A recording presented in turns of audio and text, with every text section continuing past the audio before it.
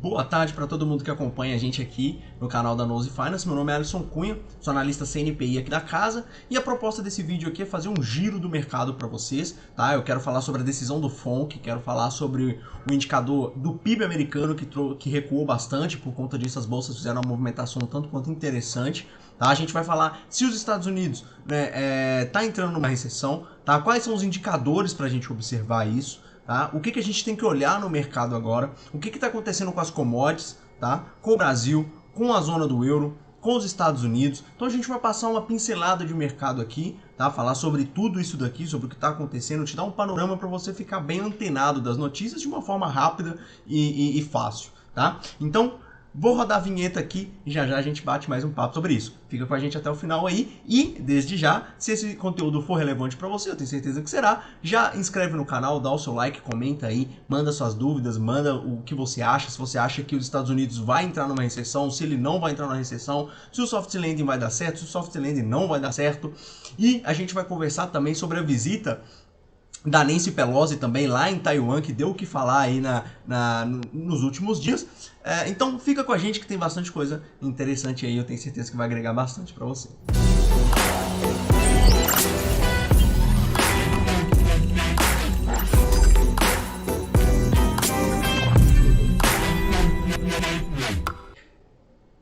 Bora então, pessoal, bora bater esse papo legal aqui, tá? Vamos começar, tá, com um indicador, uns indicadores que saíram na semana passada, que movimentaram bastante o mercado, tá?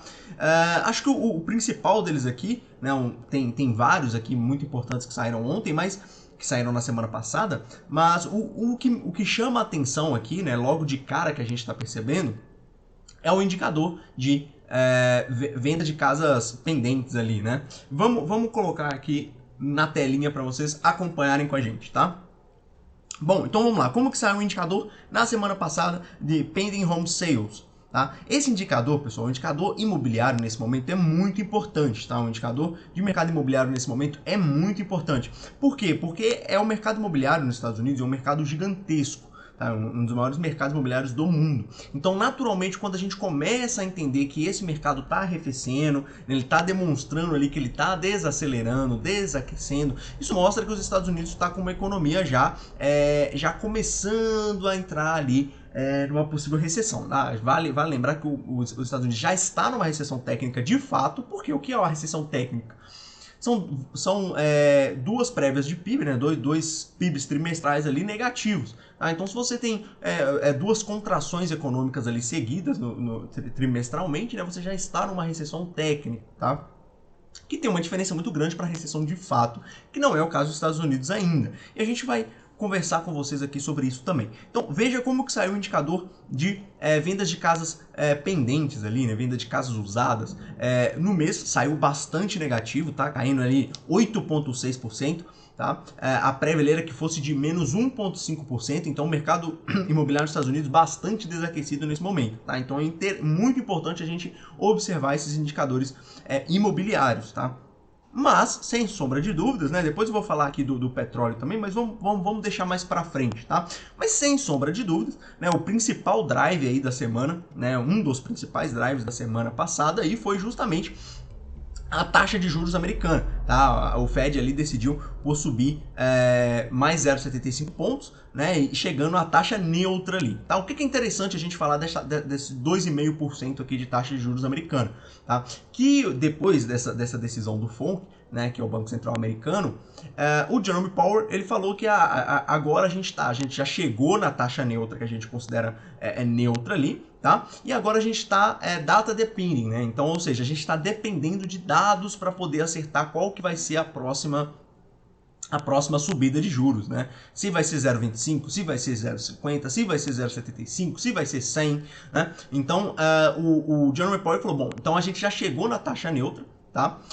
E aí eu tenho uma opinião sobre isso, né? Naturalmente eu acho que, bom, o mercado deu uma viajada ali na semana passada, tá? Mas depois eu vou colocar minha tese aqui para vocês, e é por isso que é importante vocês ficarem até o final para vocês entenderem todo o raciocínio, tá? Porque não adianta nada eu falar um monte de coisa aqui para vocês se vocês não entenderem o contexto, a história, né? É a mesma coisa de você começar a ler um livro pelo final, né? Você não vai entender o contexto ali, não vai ter emoção, tá? Então é basicamente isso. Então o Fed subiu a taxa de juros dele para 2,5%, tá? Então eles chegaram no patamar neutro ali de taxa de juros. E aí eles falam, bom, então agora a gente está data depending, né? Então a gente está dependendo de dados para poder falar se a gente vai subir 0,75, vai continuar subindo 0,75, se a gente vai subir 100, enfim. E ficou por isso aí, tá? O mercado já entendia como certa essa decisão de política monetária aqui do FONC, tá? Só que aí, no dia seguinte, tá? Aqui na terça-feira, tá? Na verdade, no dia 28 de julho aqui, tá? O que aconteceu? Saiu os dados de PIB dos Estados Unidos, tá? E o que é importante a gente pensar no PIB dos Estados Unidos? A previsão, tá? Era que saísse ali 0,5 positivo, tá? E ele veio 0,9 negativo, ou seja, uma discrepância muito grande. O mercado errando previsões, assim, drasticamente, tá? Principalmente nesse cenário. Então, o PIB assustou muito o mercado, tá? E aí, nesse dia, quem estava acompanhando o mercado mais de perto, eu vou até colocar aqui para vocês no gráfico, vamos vir aqui no gráfico do S&P. Olha que interessante a movimentação do S&P, tá, gente? A gente pegar o gráfico do S&P aqui nesse dia, vamos pegar o dia 28 de julho, 28/7. Olha que interessante o que aconteceu nesse dia aqui. Vamos pegar o gráfico de 30 minutos para a gente poder visualizar a movimentação desse dia, tá? Então, vamos pegar aqui. Vamos pegar a movimentação desse dia aqui no S&P, tá? Vamos pegar aqui 28/7. Bom, 28/7 está aqui, tá? Olha que interessante o que aconteceu com a movimentação nesse dia 28/7, 22, 28, tá? Olha que interessante. O mercado, no dia 28... O mercado no dia 28, olha o que aconteceu com ele. Ele subiu, pum. Na hora que saiu o dado do PIB negativo, o mercado subiu muito forte. Por quê? Porque o mercado pensou assim, bom, o Jerome Powell, que é o presidente do Banco Central Americano, ele falou que ele estava dependendo dos dados para poder ver o que seria feito na próxima reunião, que é em setembro. Tá? Então, na hora que saiu o PIB negativo, o mercado entendeu no primeiro momento como algo positivo. Falou, pô, então se o mercado já está dando indícios de que a economia americana está arrefecendo, então, muito provavelmente, o Jerome Powell vai tirar o pé do acelerador ali na subida de juros. Tá? Ele vai vir mais dovish, ele vai vir mais tranquilo. Por quê? Porque a economia americana já está muito complicada. Tá? E nesse momento o mercado subiu muito porque imaginou-se que o Federal Reserve iria vir mais tranquilo nessa próxima reunião. Tá? E depois o mercado falou assim, não, mas peraí, né? Os dados vieram muito negativos. A gente estava esperando um crescimento de 0,5 ali, tá? no PIB trimestral, e ele veio muito negativo. Então tá vindo negativo, gente. O resultado do mercado tá ruim. Então provavelmente a gente vai ter uma recessão na frente. Tá? Então o mercado caiu. Tá? Então ele subiu pela expectativa de futuro, mas depois ele caiu de novo, depois ele voltou a subir de novo. Tá? Então o mercado, assim, nesse momento muito irracional. Tá? A gente percebe o mercado sem muito direcionamento. Tá? E aí o mercado seguiu o seu ciclo normal, aí, subindo quase 4% desde a semana passada do S&P 500. Tá? Então esse é o cenário que a gente tem hoje, tá? Nos Estados Unidos. Vale lembrar que os Estados Unidos, se a gente vier aqui no Trade Economics, tá? E vir aqui em Estados Unidos, em GDP, tá? A gente vai ver que é o segundo trimestre consecutivo de queda no PIB dos Estados Unidos. Tá? Isso demonstra naturalmente uma recessão técnica dos Estados Unidos. Tá? Mas vale lembrar que a gente tem dois tipos de inflação. Tá? A gente tem a inflação causada por choque de demanda, tá? E a gente tem a inflação causada ali justamente por uma inflação de desemprego baixo, né? Várias pessoas ali com dinheiro na economia, elas vão ali e vão gastar aquele dinheiro na economia, e você tem uma inflação por a questão de ter muita demanda no mercado, que é naturalmente a questão dos Estados Unidos, tá? Não tem nenhum tirando ali o que a gente chama de núcleo da inflação, tá? É a Phillips Curve, né? A curva de Phillips, tá? E o que acontece? Lá nos Estados Unidos, a gente tem uma curva de Phillips de 2 a 3% acima da meta, tá?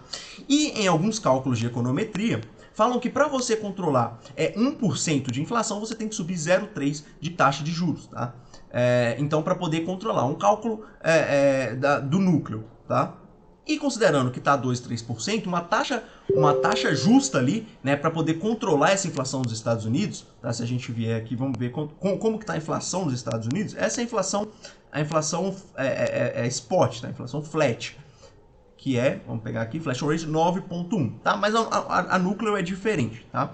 Mas o fato é que a inflação núcleo está de 2 a 3% acima da meta. Dito isso, tá? A gente começa a perceber que, considerando a curva de Phillips, a inflação no núcleo, uma taxa de juros considerada interessante ali, tá, para poder controlar essa inflação, seria em torno de 5,5% a 6%, tá, para poder controlar essa inflação núcleo aí, que está de 2 a 3% acima da meta, para poder chegar na meta, tá? E aí vocês podem falar assim, Alisson, mas talvez ele pode subir devagar, né? E aí controlando aos poucos. Não precisa subir de uma vez. Sim, de fato, né? Pode ser mais longo o caminho. Não tem que dar aquela porrada no juros de uma vez. Mas vocês têm que lembrar que, olha como que tá o unemployment rate aqui no Estados Unidos. Inclusive, tá? Saiu os dados aqui de jobless claim, tá? Que é o quê? Que é o pedido de seguro-desemprego ali nos Estados Unidos, e ele veio abaixo. Então, assim, baixo o pedido de seguro-desemprego. Se o pedido de seguro-desemprego vem baixo, vem inclusive dentro ali da previsão do mercado, né? Se ele vem abaixo, isso quer dizer o quê? Que não tem muita gente desempregada. Se não tem muita gente desempregada, logo tem muita gente empregada. Se tem muita gente empregada, logo tem muita gente ganhando dinheiro, recebendo salário, aquecendo a economia, gastando. E outro ponto importante aqui que eu quero levantar com vocês, tá? O PIB dos Estados Unidos, o cálculo do PIB é consumo das famílias, tá? Mais investimentos, mais gastos do governo, mais exportações, menos importações, tá? Então, e aí você tem diferentes países, né, que tem diferentes pesos nesse cálculo, tá? Nos Estados Unidos e no Brasil, eles comungam de algo em comum. E o que é esse algo em comum? É justamente o consumo das famílias, tá? Ou seja, o consumo, tanto no Brasil quanto nos Estados Unidos, é algo que tem extrema relevância no PIB americano, tá? Inclusive, é a minha tese de que esse PIB dos Estados Unidos é algo muito pontual, tá? É algo muito pontual aqui nesse momento. Por quê? Porque justamente esse PIB aqui ele veio por conta de um baixo consumo, uma sazonalidade. Na minha humilde opinião, né, ele veio por conta de uma sazonalidade no gastos das famílias do PIB americano. Não necessariamente que a gente está vendo uma economia americana desacelerada, justamente porque, eu vou mostrar aqui para vocês, o unemployment rate, tá? O nível de desemprego baixíssimo nos Estados Unidos, tá?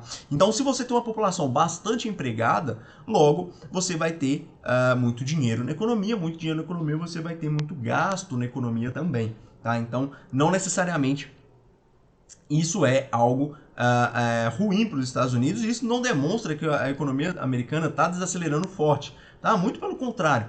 Então, se a gente está vendo um nível de desemprego muito baixo, e inclusive é para onde o mercado está olhando hoje, tá? Para onde o mercado está olhando hoje é para o payroll, que vai acontecer na primeira sexta-feira do mês de agosto. Então, muita atenção, porque o mercado está de olho nesse payroll. Por quê? Porque é onde vai sair os dados do employment rate. E se o employment rate continuar baixo, é sinal que o Federal Reserve provavelmente vai dar uma porrada nos juros para poder controlar a inflação. Tá? Porque a inflação no núcleo dos Estados Unidos é justamente isso. É uma população muito empregada, é uma população com muito poder aqui, com muito cash, tá? Com muito dinheiro ali nas mãos para poder gastar. Então é isso que está fazendo com que a inflação dos Estados Unidos esteja bastante resiliente, como a gente está vendo aqui. Tá? Esse é o principal fator. Então, para poder controlar isso, você tem que aumentar o desemprego, para poder diminuir a inflação. Tá? E na minha visão, é a única forma dos Estados Unidos fazer isso atualmente, atuando desse jeito. Então, o mercado inteiro vai estar de olho no payroll, nos dados do payroll que vão sair nessa sexta-feira, tá? Na primeira semana de agosto, para poder enxergar como que está essa temperatura, como que está o clima da economia americana. Tá? voltando um pouco aqui, tá? Para a senhorita Nancy Pelosi, né? Que ela foi lá visitar Taiwan, né? E a China falou que se ela fosse visitar Taiwan, teriam consequências drásticas, consequências pesadas ali, né? Caso ela pousasse em Taiwan, ela falou assim, beleza, tudo jóia, eu vou pousar em Taiwan. E qual seria o interesse, né, por detrás ali da Pelosi poder até, inclusive, a Pelosi que é inclusive mais velha do que o Biden, tá, gente? A Pelosi tem 83 anos de idade, enquanto o Biden tem 79, e ela tá com muito mais força ali do que o Biden, né? Mas, assim, ela foi lá, né, na Taiwan, e qual que é o interesse dela de enfrentar até a China, tá? Qual que é o interesse dela de enfrentar até a China para poder controlar, para poder ir lá e pousar em Taiwan, né? Vale lembrar, gente, que Taiwan é um país asiático extremamente estratégico, tá? Por quê? Porque ele é o maior produtor de microchip do mundo. Microchip está em tudo, tá, gente? Microchip, ele está no seu computador, ele está no seu telefone, ele está no seu carro, ele está em todos os lugares. Microchip everywhere, tá? Microchips estão em todos os lugares. Então, naturalmente, a China já está investindo bastante na produção de microchips, tá? Já está investindo bastante para ela poder produzir o microchip e tirar um pouco da dependência dela de Taiwan, né? E os Estados Unidos também. Os Estados Unidos que recentemente aprovou um pacote aí de aproximadamente 248 bilhões de dólares para investimento e produção de microchips, tá? Então, muito provavelmente, a Nancy Pelosi foi lá para poder apertar a mão de algumas pessoas ali para poder levar esse projeto para frente e diminuir a dependência mundial e principalmente a dependência americana de microchips de Taiwan. Tá? Então, muito provavelmente foi isso que a Nancy Pelosi foi lá ver. E assim, é algo milionário, é algo bilionário, né? Talvez até trilionário. Então é algo que a Nancy Pelosi teve que desafiar a China ali e que no final das contas a China arregou. Ela pousou em Taiwan, inclusive ela já foi embora de Taiwan e deu tudo certo, tá, gente? Tudo aconteceu às mil maravilhas, nenhum problema por conta disso. Tá? Então ela pousou, apertou a mão de quem tinha que apertar e já foi embora de lá com o que tinha que fazer. Tá? Ali ela foi quase que afrontando a China, ali, meio que declarando um apoio a Taiwan, tá? Se caso houver uma invasão da China ali, meio que ela disse que os Estados Unidos estão olhando para Taiwan, né? Acho que esse foi o recado ali geopolítico que a Nancy Pelosi quis dar. Outro fator é que a China começou ali as retaliações com relação a Taiwan, né? Porque a China falou que não era para Taiwan deixar Nancy Pelosi pousar lá no território deles e tudo mais.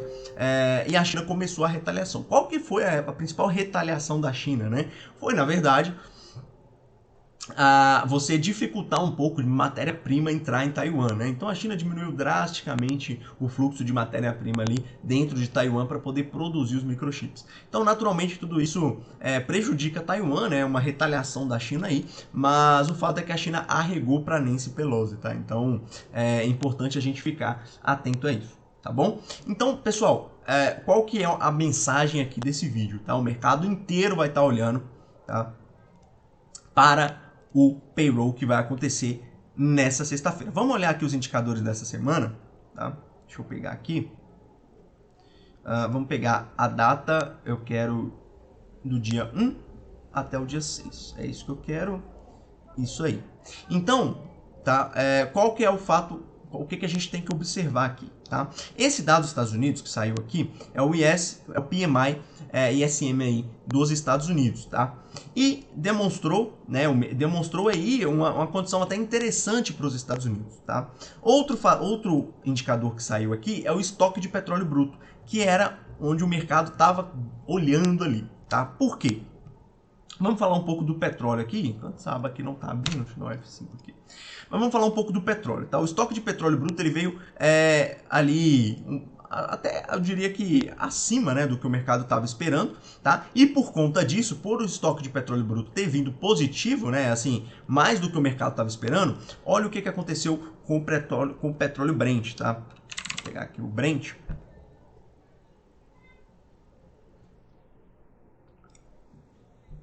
Tá? Olha o que aconteceu com o petróleo Brent. Deu uma derretida forte hoje, tá, gente? Deu uma derretida forte. E esse suporte de 96 aqui é super importante. Opa, eu não estou compartilhando aqui, né? Esse suporte de 96 dólares o barril é extremamente importante, é extremamente estratégico, tá? Então, o que pode acontecer? Se caso, né, o petróleo Brent aqui que tá vindo, que tá subindo bastante, né? Inclusive, Deixa eu alterar aqui, que eu já tinha colocado até o gráfico aqui para vocês verem. O petróleo Brent ele despencou hoje, tá? E ele está num patamar muito interessante. Ele está num ponto ali muito interessante, que é um ponto de resistência muito forte, tá? Então, se a gente pegar aqui o petróleo Brent, tá? Ele está num ponto de suporte muito forte. Então, caso ele perca esse suporte de $96, opa, não é esse aqui não.